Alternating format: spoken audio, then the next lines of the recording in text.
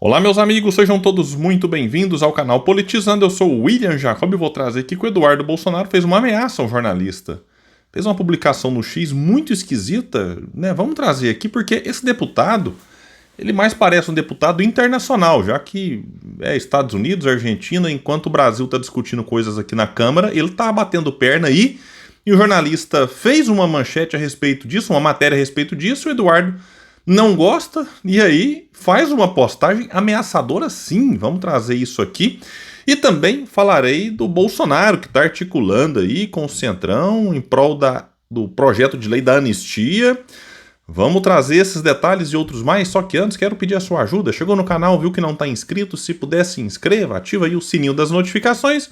Se gostar do vídeo, joinha pra cima, se não gostar faz parte, joinha pra baixo, comenta, compartilha, espalha. Vamos trazer mais pessoas pra cá, porque aqui nós lutamos por um Brasil melhor. Pessoal, então o deputado federal Eduardo Bolsonaro, vai dizer que é uma matéria de um site, usou as redes sociais na última quinta para ameaçar o jornalista Guilherme Amado, após a publicação de uma matéria que afirmava que o parlamentar realizava uma live em Washington, nos Estados Unidos, enquanto o Congresso discutia emendas. Olha, isso aqui é um fato. A manchete do Guilherme Amado. Enquanto o Congresso discute emendas, Eduardo Bolsonaro faz live de Washington. Isso aqui não é opinião. O Congresso está discutindo emendas e outras coisas. E o Eduardo fazendo live lá de Washington, nos Estados Unidos. Então, qual que é o problema aqui, Eduardo? Você não gosta de que um jornalista traga um fato? Ou você vai negar que estava na live? Era um sósia seu? Era um... O que era? Você vai negar que o Congresso, enquanto você está nos Estados Unidos, está discutindo outras coisas? E diz aqui, né, na matéria, que na transmissão Eduardo Bolsonaro diz que é a sua quarta viagem aos Estados Unidos este ano. Nós estamos em março, é a quarta viagem dele este ano para os Estados Unidos. E segundo consta, se ele não chegou enquanto eu estou gravando esse vídeo aqui, já são 16 ou 17 dias direto lá, sem voltar para o Brasil. E o apresentador, que estava na live, propõe que ele fique morando por lá. Olha, eu não acho que seria uma má ideia, não.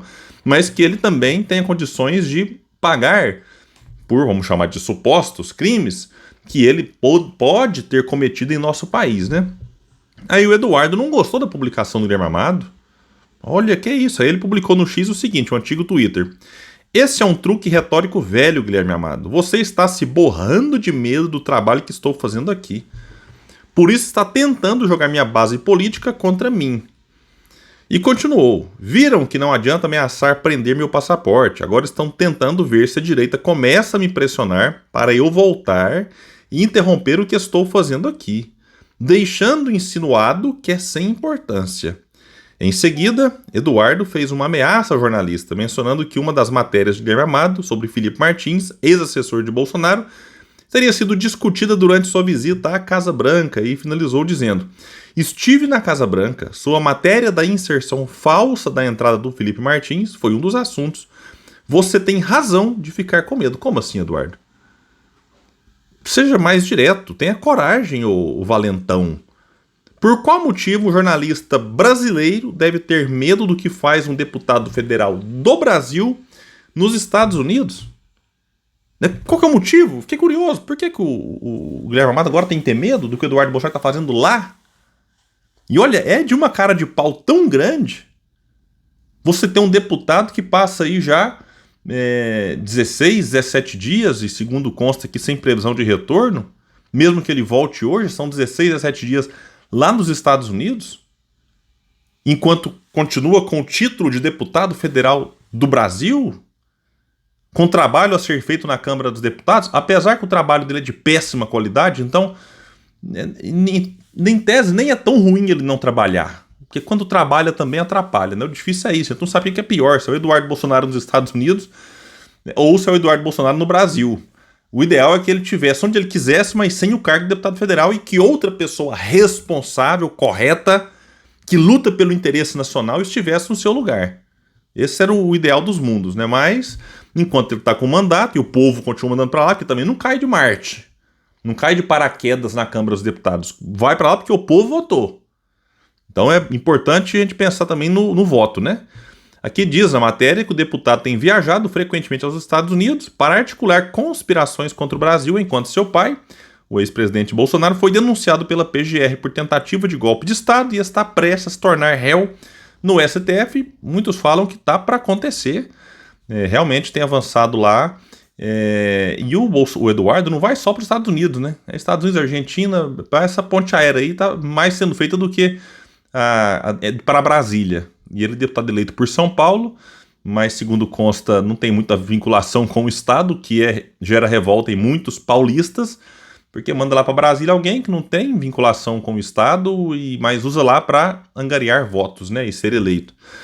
Bom, então vamos ver o que vai dar isso aqui para o Guilherme Amado, mas fica aqui uma ameaça de um deputado federal contra o jornalista brasileiro, estando esse deputado nos Estados Unidos. A outra matéria vai dizer que Bolsonaro articula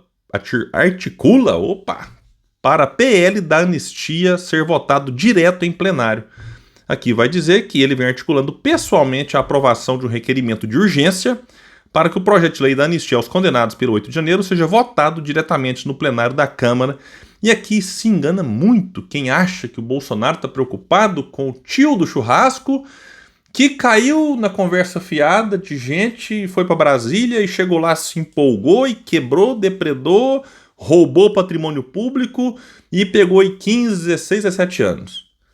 Bolsonaro não está nem aí com esse povo. Bolsonaro nunca esteve nem aí para qualquer pessoa próxima a ele que fosse ficando pelo caminho, sendo presa. Tem um monte aí para você estar de exemplo. Olha, tem gente muito próxima dele aí na cadeia e ele aí vem falar de anistia. Os condenados, os 17 anos.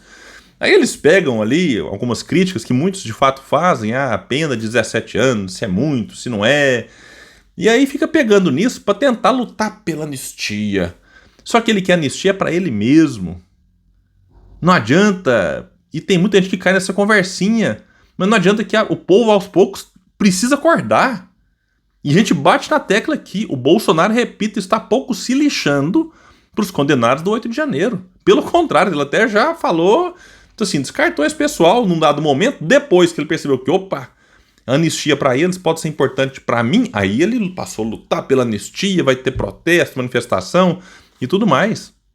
Aqui vai dizer a matéria que Bolsonaro, segundo apurou a coluna, telefonou para alguns presidentes de partidos do Centrão nos últimos dias pedindo apoio das bancadas dessas legendas na casa ao requerimento que ainda não foi apresentado. Na quarta-feira, por exemplo, ele ligou para o presidente nacional do Republicanos, deputado federal Marcos Pereira. O dirigente respondeu que consultaria o líder da sigla na Câmara sobre o tema. Bolsonaro também já conversou sobre a estratégia com caciques do PSD, PP e União Brasil. Os três partidos, embora possuam ministérios no governo Lula, têm parte de suas bancadas na casa alinhados ao ex-presidente.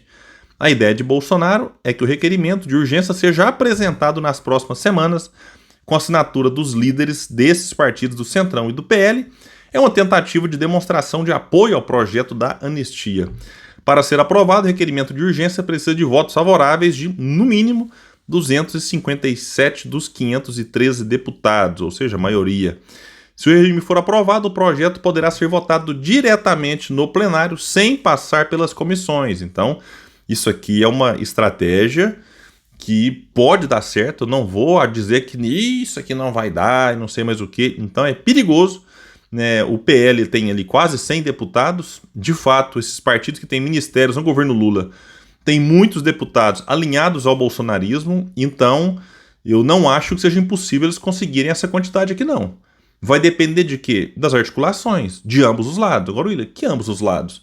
O lado do Bolsonaro articulando em prol desse projeto de lei da anistia e o lado do governo contra esse projeto. Agora, me preocupa que se você bater aí, Brasil 247, que é um site de apoio claro ao governo, não é de hoje, tem gente lá, articulista, escrevendo e fazendo reflexão de que, que o Bolsonaro elegível seria melhor para o Lula por conta da rejeição que o Bolsonaro tem.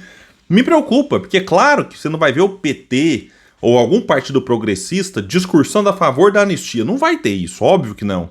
Mas me preocupa a possibilidade de você ter um governo que, vou lavar as mãos, deixa correr aí a anistia então.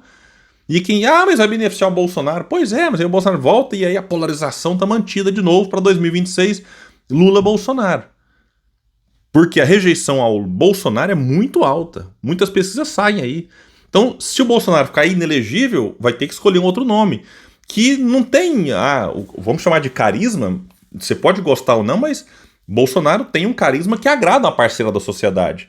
Então, outro candidato, Tarcísio, Michele, tem gente que acha que é mais forte e tal, não tem carisma do Bolsonaro, mas não tem a rejeição do Bolsonaro, então poderia derrotar mais fácil o Lula. E o Bolsonaro, por mais que tenha simpatia de uma parcela do eleitor, mas tem uma rejeição muito alta, fez um governo desastroso em várias áreas, então o Bolsonaro de volta poderia alimentar essa polarização que, olha, meu Deus do céu, o Brasil não aguenta mais não. Outra eleição aí, Lula-Bolsonaro, francamente, vai ficar esse negócio aí de salvar a democracia, lutar contra o fascismo, e o outro lado falando do comunismo, de salvar o Brasil. E cadê projeto de país? Isso é o que a gente tem que cobrar dos candidatos, independente de que lado de que ideologia que tem, projeto de país. E não simplesmente conversa fiada de eu voto nesse porque eu odeio o outro, ou eu voto no outro porque eu odeio esse. Então a gente tem que encontrar um caminho, tem que encontrar uma solução para esse país, e isso passa por um projeto, e não simplesmente por ficar votando nesse que eu tenho mais raiva daquele. Então, tenhamos muita cautela nisso aí e ficaremos atentos.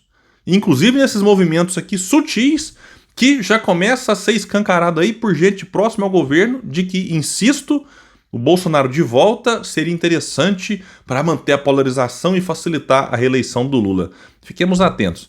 Gente, quem puder, espalhe esse vídeo, compartilhe, vamos trazer mais pessoas para cá, porque aqui nós lutamos por um Brasil melhor. Valeu, gente, até mais!